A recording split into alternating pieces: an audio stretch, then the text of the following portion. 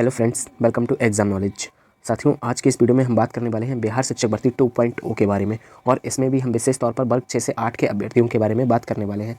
तो साथियों, जैसा कि आप सभी को पता है, आपका एग्जाम हो गया है और आपकी आंसर की भी जारी कर दी गई थी।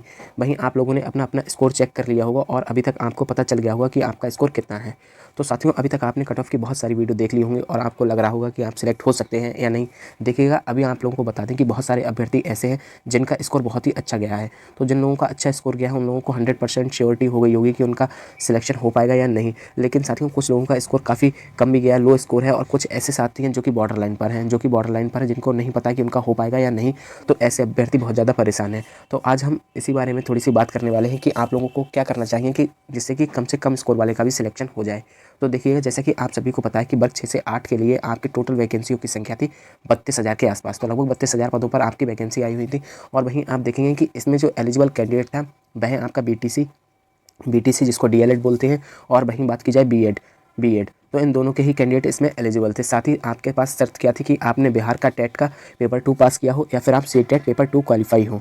तो यह तो बात हो गई आपकी एलिजिबिलिटी की। तो इस प्रकार आप देखेंगे कि बीटीसी और बीएड के दोनों ही साथियों ने इसमें आवेदन किया हुआ है। लेकिन यहाँ पर जो सबसे ज़्यादा आपको प्रॉब्लम क्या फेस करनी पड़ेगी वो है बीएड के अभ्यर्थी। देखिएगा, जो वर्ग 6 से 8 में बीएड के ऐसे अभ्यर्थी हैं जिन्होंने क्या किया है, वर्ग 6 से 8 के लिए भी आवेदन किया है। इसके बाद आप देखेंगे बीएड के अभ्यर्थी जिन्होंने वर्ग 6 से 8 के लिए भी आवेदन किया है, 9 से 11 के लिए भी, 9 से 10 के लिए भी आवेदन किया है, और 11 से 12 के लिए भी इसने आवेदन किया है। यानी कि बीएड के अभ्यर्थी हैं जो कि सभी में एलिजिबल थे। वहीं आप देखेंगे तो बीटीसी यानी कि डीएलएड के अभ्यर्थी सिर्फ 6 to 8 में ही आवेदन किए हुए हैं।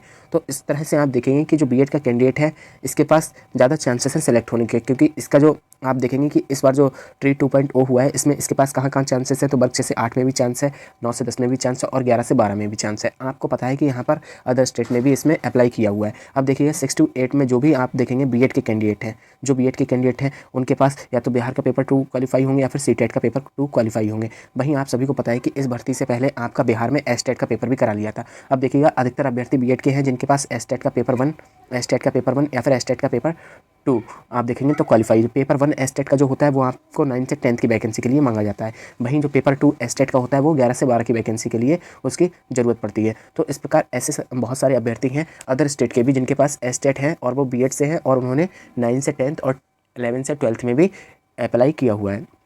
अब देखिएगा साथियों, यहाँ पर आप सभी लोगों को क्या करना है जिनका स्कोर कम हो रहा है या फिर जो कि बॉर्डर लाइन पर है।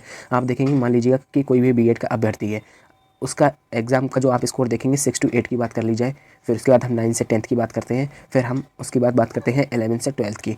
अब मान लीजिएगा कि कोई भी अभ्यर्थी एक कैंडिडेट है बीएड का जिसका 6 to 8 में आप स्कोर देखेंगे तो 75 स्कोर होता है, और 9 से 10 में आप देखेंगे तो उसका 72 के आसपास स्कोर होता है, और 11 से 12 में आप देखेंगे कि उसका 70 के आसपास स्कोर जाता है। तो इस प्रकार आप देखेंगे कि जो बीएड का ये कैंडिडेट है, मान लीजिएगा पहले 6 to 8 का रिजल्ट आता है और उसका चयन हो जाता है, और उसके बाद में जब आप देखेंगे तो 9 से 10 का रिजल्ट आता है या फिर 11 से 12 का रिजल्ट आता है, तो और इसका वहाँ पर भी चयन हो जाता है। तो जाहिर सी बात है, कोई भी अभ्यर्थी होगा जिसका 6 से 8 में, 9 से 10 में या 11 से 12 तीनों में ही चयन हो या किसी 2 में चयन हो, तो वो अपनी ऊपर वाली पोस्ट को प्रेफरेंस देगा। कहने का मतलब है, अगर 6 से 8 और 9-10 में होता है तो वह 9 से 10 को प्रेफरेंस देगा। और इसके बाद आप बात देखेंगे कि मान लीजिएगा कि कोई 11 से 12 में चयनित हो जाता है तो वह अपनी प्रेफरेंस को 11 से 12 में देगा।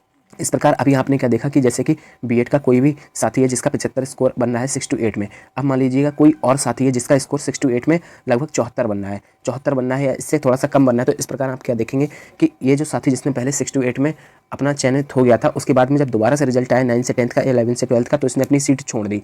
लेकिन चूंकि आप देखेंगे 6 से 8 का रिजल्ट आ चुका था, इसलिए ये जो अभ्यर्थी था जो इसके जस्ट पीछे था उसको सीट नहीं मिल पाई। या तो सप्लीमेंट्री देखिएगा आपका रिजल्ट जारी किया जाए, ऐसा आयोग बहुत कम करता है, बहुत कम सीट, क्योंकि जो भी सीट्स खाली रह जाती हैं उनको क्या करते हैं कि आने वाली भर्तियों में जोड़ दिया जाता है। इसी प्रकार देखिएगा, आप सभी साथियों को क्या करना है कि आयोग को टैग करके आप लोगों को ट्वीट करने होंगे और आयोग के पास अपनी बात को पहुंचाना होगा कि आयोग जब भी रिजल्ट जारी करे तो वह सबसे पहले 11-12 का रिजल्ट जारी करे, फिर 9 से 10 का रिजल्ट जारी करे, और अंत में आपका 6 to 8 का रिजल्ट जारी करे। जिससे क्या होगा कि मान लीजिएगा कि कोई अभ्यर्थी जो 11 से 12 में सेलेक्ट हो जाएगा तो वो 11 से 12 में हो जाएगा, 9 से 10 में कोई सिलेक्ट होना होगा तो वो 9 से 10 में हो जाएगा। फिर ऐसे अभ्यर्थियों की संख्या नहीं बचेगी जो कि तीनों में सिलेक्ट होने के बाद पहले 6 to 8 को ले लेते हैं और बाद में जब रिजल्ट आता है तो वो 11 से 12 या 9 से 10 में लेने के बाद 6 से 8 वाली सीट को ख़राब कर देते हैं या खाली छोड़ देते हैं।